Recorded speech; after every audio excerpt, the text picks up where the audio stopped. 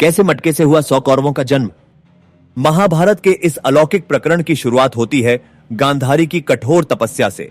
हस्तिनापुर के महाराज धृतराष्ट्र की पत्नी गांधारी ने भगवान शिव की आराधना कर 100 पुत्रों की माता बनने का वरदान पाया। यह वरदान उनकी शक्ति और विश्वास का प्रतीक बन गया था। इस वरदान के बावजूद गांधारी को 2 वर्षों तक कोई संतान नहीं हुई। इस बीच पांडवों के सबसे बड़े पुत्र युधिष्ठिर का जन्म हुआ, जो गांधारी के लिए दुख और आक्रोश का कारण बन गया। उन्होंने निराश होकर अपने पेट पर प्रहार किया, जिससे उनके गर्भ से एक कठोर मांसपिंड बाहर आया।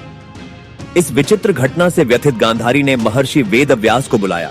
अपनी दिव्य दृष्टि और ज्ञान से व्यास जी ने मांसपिंड को 100 टुकड़ों में काटा। इन सभी टुकड़ों को घी से भरे 100 मटकों में रखकर विशेष प्रक्रिया द्वारा संरक्षित किया गया। एक अलग मटके में उनकी अकेली पुत्री दुशला का जन्म हुआ। 2 वर्षों के बाद इन मटकों से क्रमवार 100 बालकों का जन्म हुआ।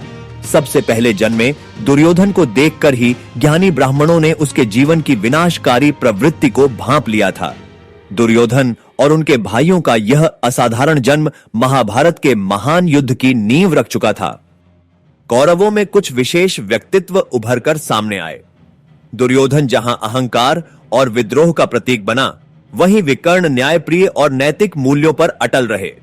दुशासन जैसे पात्र, जो द्रौपदी के चीरहरण में शामिल थे, इस कथा को और भी रहस्यमयी और नाटकीय बना देते हैं। आज का विज्ञान इस कथा को क्लोनिंग या टेस्ट ट्यूब तकनीकों से जोड़कर देख सकता है। हालांकि यह कथा भारतीय पौराणिक इतिहास और आध्यात्मिक गाथाओं का प्रतीक है। ऋषियों की अलौकिक शक्तियों ने संभवतः प्राचीन तकनीक की झलक प्रस्तुत की हो, जो अब हमारी समझ से परे रह गई है। यह कथा महाभारत के अत्यंत रोचक और चमत्कारी किस्सों में से एक है। यह भारतीय इतिहास व पौराणिकता को गौरवान्वित करती है और हमें अचंभित भी करती है। अगर यह कथा आपको रोचक लगी तो इसे जरूर साझा करें और कमेंट करके बताएं, क्या यह आज के विज्ञान से मेल खा सकती है।